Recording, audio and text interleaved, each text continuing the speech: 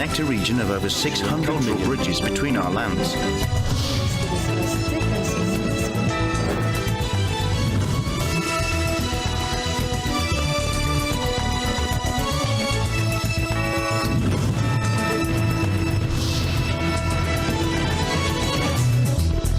Good evening, I'm Alma Angeles, and you're watching ASEAN in Focus on tonight's headlines.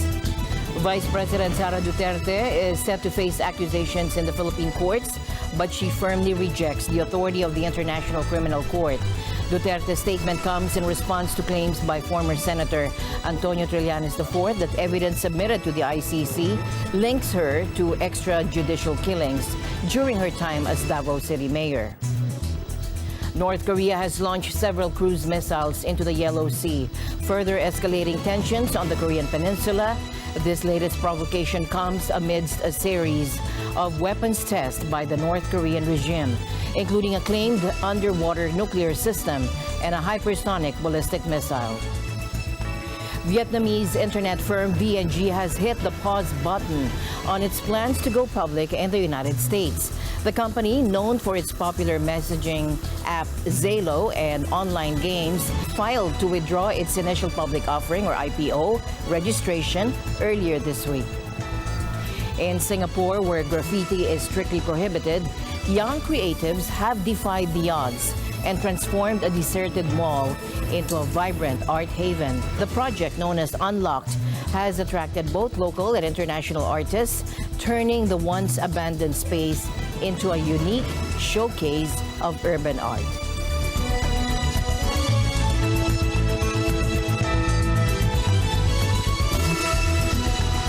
In our interconnected world, news from one corner can reverberate across continents, and we turn our focus to international stories shaping our collective reality. Now, North Korea has just launched several cruise missiles into the Yellow Sea, further escalating tensions on the Korean peninsula. This latest provocation comes amidst a series of weapons tests by the North Korean regime, including a claimed underwater nuclear system and a hypersonic ballistic missile. South Korea's military confirmed the launch, stating that the missiles were detected around 7 a.m. on Wednesday morning, and they're currently analyzing the specifics of the missiles with the help of U.S. intelligence. Unlike ballistic missiles, cruise missile testing is not explicitly prohibited by UN sanctions against North Korea. However, these missiles fly at a lower altitude and are harder to detect, raising concerns about their potential threat. Now, this launch coincides with a 10-day South Korean Special Forces drill simulating an infiltration into North Korean territory. The South Korean Navy emphasized their readiness to neutralize any enemy threats. Recent months have witnessed a sharp decline in relations between the two Koreas. Both sides have abandoned key agreements, increased border security, and conducted live-fire exercises near the border. North Korean leader Kim Jong-un has declared South Korea his country's principal enemy and threatened war over even minor territorial violations. He has also scrapped agencies dedicated to inter-Korean cooperation and called for constitutional changes allowing the North to occupy Seoul in wartime. 우리는 전쟁을 바라지 않지만 결코 피할 생각 또한 없습니다. 전쟁이라는 선택을 할 그 어떤 이유도 없으며 따라서 일방적으로 결행할 의도도 없지만 일단 전쟁이 우리 앞에 현실로 다가온다면 절대로 피하는 데 노력하지 않을 것이며 자기의 자주권 사수와 인민의 안전, 생존권을 수호하여 우리는 철저히 준비된 행동에 완벽하고 신속하게 임할 것입니다. 전쟁은 대한민국이라는 실체를 끔찍하게 괴멸시키고 끝나게 만들 것입니다. 그리고 미국에는 상상해보지 못한 재앙과 패배를 안길 것입니다. 우리의 군사적 능력은 이미 그러한 준비 태세에 있으며 빠른 속도로 갱신되어 가고 있습니다.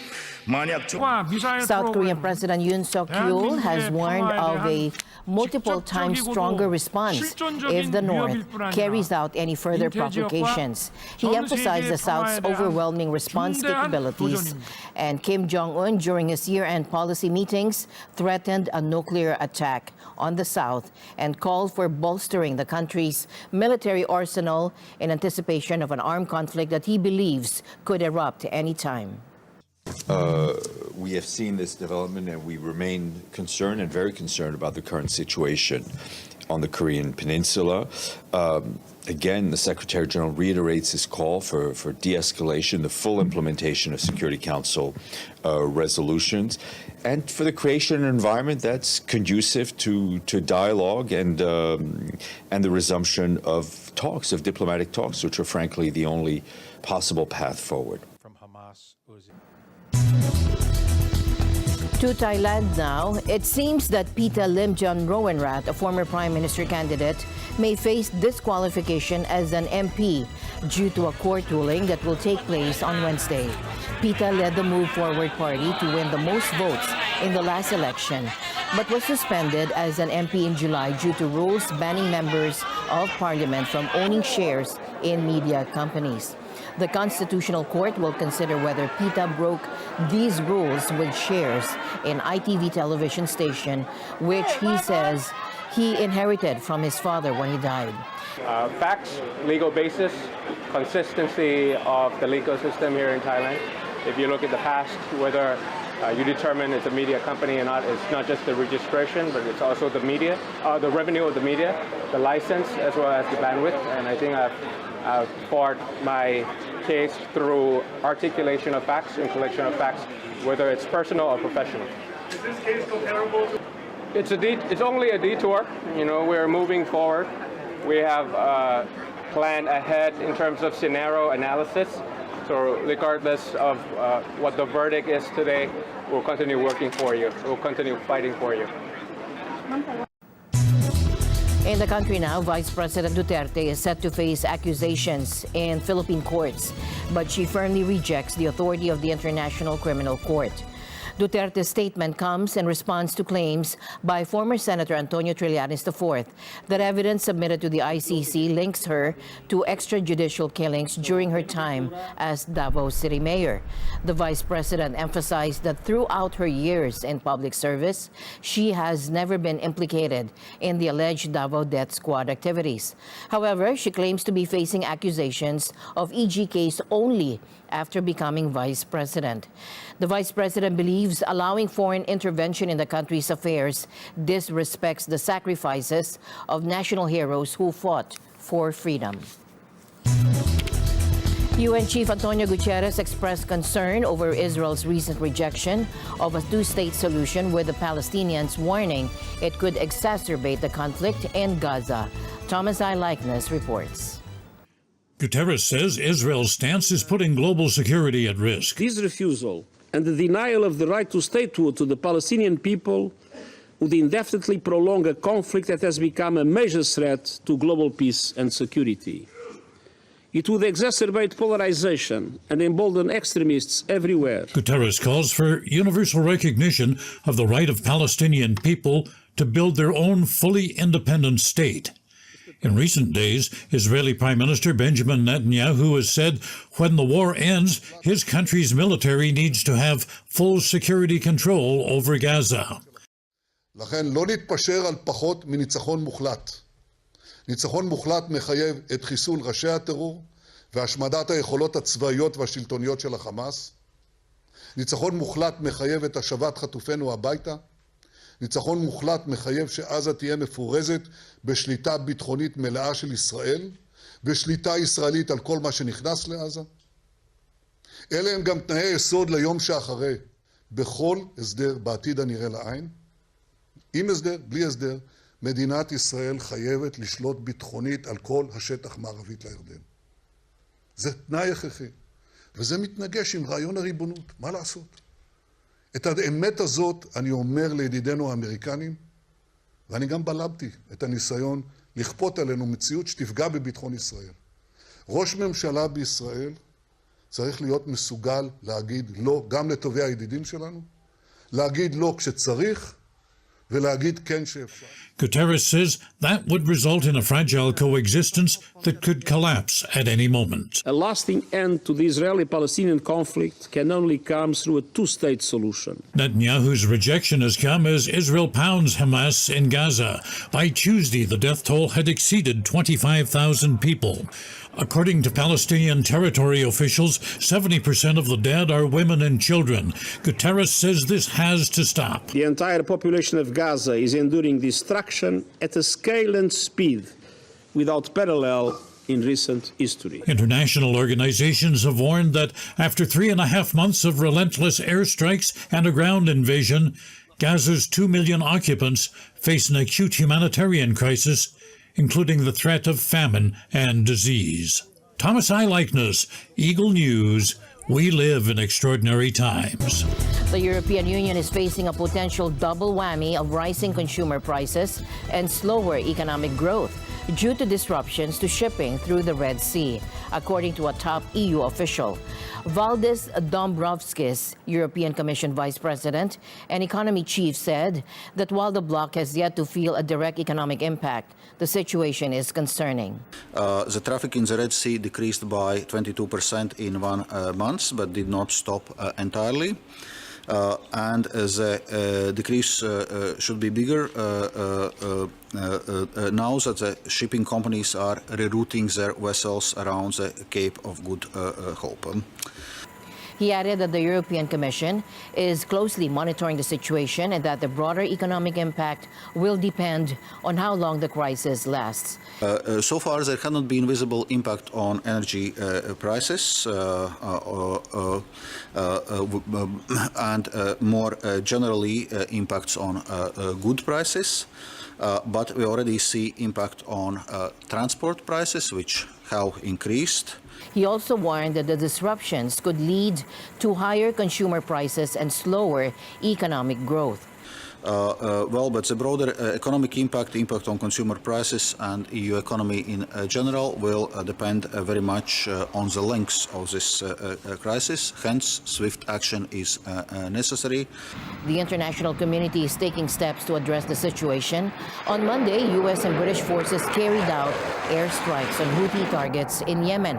I think as you saw yesterday, the militaries of the United States and United Kingdom, with support from Australia, Bahrain, Canada, and the Netherlands, all conducted an additional round of strikes against Houthi targets in Yemen.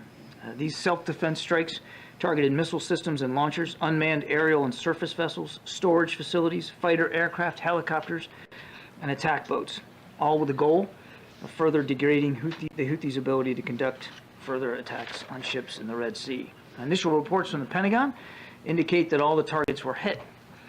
The European Commission is also considering launching its own naval mission in the Red Sea to protect shipping. At the same time, of course, it's important that we take actions to protect ships. As we know, there are already international partners actively working on protecting the ships and ensuring the freedom of navigation in Red Sea, and the EU member states are also discussing the the maritime mission in this context to join this international effort. Vietnamese internet firm VNG has hit the pause button to its plans to go public in the U.S.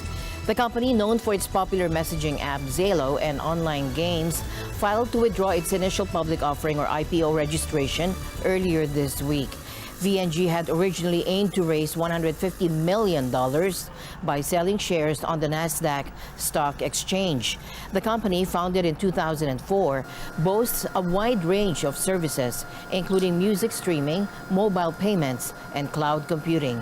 While the exact reason for the withdrawal remains unclear, VNG CEO Lee Hong-min has previously stated that the company would only list its shares when the market is favorable. An U.S. IPO is going to increase visibility for investors for all types of Vietnamese tech companies. I think being able to showcase that a Vietnamese tech company can be on the global stage is going to increase confidence. I think there's going to be a resurgence or inspiration that a U.S. IPO will provide local startups, but not being able to get a positive return could spell something very negative, right? An overall collective negative perception of Vietnam could be detrimental to the entire industry. So there's a lot riding on V&G's IPO. Now, this suggests that volatile market conditions may have played a role in the decision. Despite the setback, V&G has assured investors that it intends to refile its IPO registration in the future. The company remains a major player in Vietnam's booming tech scene, and its future public offering is still highly anticipated. To the U.S. now, where San Diego is reeling tonight after being pummeled by a record-breaking rainstorm that unleashed widespread devastation and forced hundreds of people to be rescued from flood waters. The deluge, which dumped more than a month's worth of rain in just 6 hours, was unlike anything like the city has ever seen before. Neighborhoods were inundated, roads were ravaged, and the city's infrastructure was left in shambles. Residents are now digging out from the mess, trying to come to grips with the scale of the disaster. Some say it came through like a river, picking up cars and trucks like they were matchsticks. Others were forced to seek safety on the roofs of their homes as the floodwaters rose around them. Now, California Governor Gavin Newsom declared a state of emergency for both San Diego County and Ventura County. The rainfall flooded homes and streets, carried away vehicles, and prompted fears of dangerous debris. Landslides shut down roads, and first responders rescued people from floodwaters while others fled their homes as the water rose chest high in some spots. A state of emergency was declared in San Diego, where the worst of the rain hit during and just after the Monday morning commute. In Singapore, where graffiti is strictly prohibited, young creatives have defied the odds and transformed a deserted mall into a vibrant art haven. Peace Center, a once popular mall nearing its 50th birthday, was slated for demolition later this year. But before the wrecking ball could strike, Playpan, an initiative co-founded by entrepreneur Gary Hong, stepped in. I think the experience so far has been pretty interesting. It's not something that you do on a normal weekend, and then less so inside an indoor area inside a mall. Artists can paint on the walls, and it's an abandoned shopping center, but it's taken over by this ground-up initiative called Playpan. With the blessing of the developers, Playpan was given the keys to the mall for several months, turning it into a canvas for artistic expression. The once lackluster space was revitalized with pop-up stores, art workshops, and musical performances, attracting artists, students, charities, and small businesses. Based on the things that we do here in Peace Center, which is the spray painting workshop or creating murals, I think we have created an extension, or we have created a form of characteristic of this space, and also kind of tell a little bit of story of this space itself in expressing our art. Lo Sok Myong, owner of the Singapore Art Gallery, Actualize, added this. It's quite interesting, you see, because it's very rare in Singapore where rental is very high, that we have such a nice developer that allows us to use the space at almost zero cost, where we can try out different things, try out new types of exhibition, try out new ways of showing art to our Singaporeans. Fori, the Peace Center, offered a rare opportunity for self-expression in a city known for its strict regulations. Young people flocked to the mall to participate in graffiti workshops, transforming shuttered storefronts into colorful murals. Energy here was really, really exciting. There were a lot of things that you don't typically see in Singapore malls, for example. There was bookstores, thrift shops, performances, music. So it kind of overwhelmed me. It had a very non-kind of Singapore kind of feel, very organic kind of feel.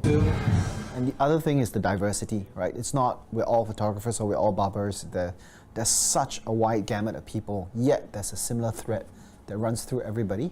Everyone is passionate, everyone comes back on the weekends, even though it's only for a month. Maybe because it's just for a month. And that's very exciting. Sadly, Peace Center's artistic revival is nearing its end. The mall is set to close definitively at the end of January, marking the conclusion of this unique social experiment. But for the artists, entrepreneurs, and visitors who experience its magic, the memories will linger on, a testament to the power of creativity and community in transforming even the most unexpected spaces. Imagine a sea of vibrant blooms stretching as far as the eye can see, their petals ablaze with colors that chase away the January blues. This isn't a scene from a Dutch fairy tale, but the reality of National Tulip Day in Amsterdam, where 200,000 tulips transform Museum Square into a kaleidoscopic wonderland. Thomas I. Likeness reports. Dutch tulip growers set up a massive picking garden in Amsterdam's Museum Square. On display, some 200,000 flowers. The garden featured more than 1,000 different varieties of the plants, and visitors had the opportunity to pick up to 20 of the blossoms for free. Rochel May Padalaga is one visitor who tiptoed through the tulips. Well, it's like a beautiful flowers, and it's very rare to see because we doesn't have that in the Philippines, so that's really makes us happy to see the tulips and experience it by ourselves here. I like tulips, I like flowers in general. I think it's amazing, and well, as I mentioned, like a tulip is such a special flower that I'm really honored to have, well, one named after me now. Oh, it's beautiful. It's spring early, and I love it. Early spring is just some color is nice. Because it's January, the blossoms in the garden had actually been grown indoors. Tulip fields in Amsterdam don't start to bloom until the end of March. Claire Hansen, a student from England, says this gigantic flower garden, well, it's just a great contrast to how things look at this time of year. I think they're very beautiful, and considering how cold and gray it's been, I think it's very nice to bring color into the house. By the end of the day, the garden was bare, all of the blossoms were gone. The Netherlands is the world's largest producer of tulips. National Tulip Day has been held annually since 2012 on the third Saturday of January. Thomas I. Likeness, Eagle News. We live in extraordinary times.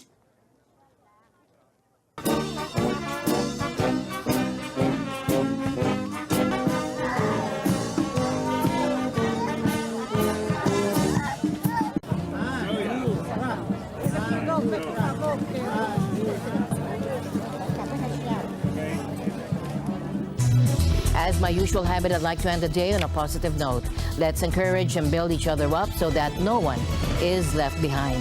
And that's it for tonight's broadcast. I'm Alma Angeles. Stay in the news because we live in extraordinary times. Good night.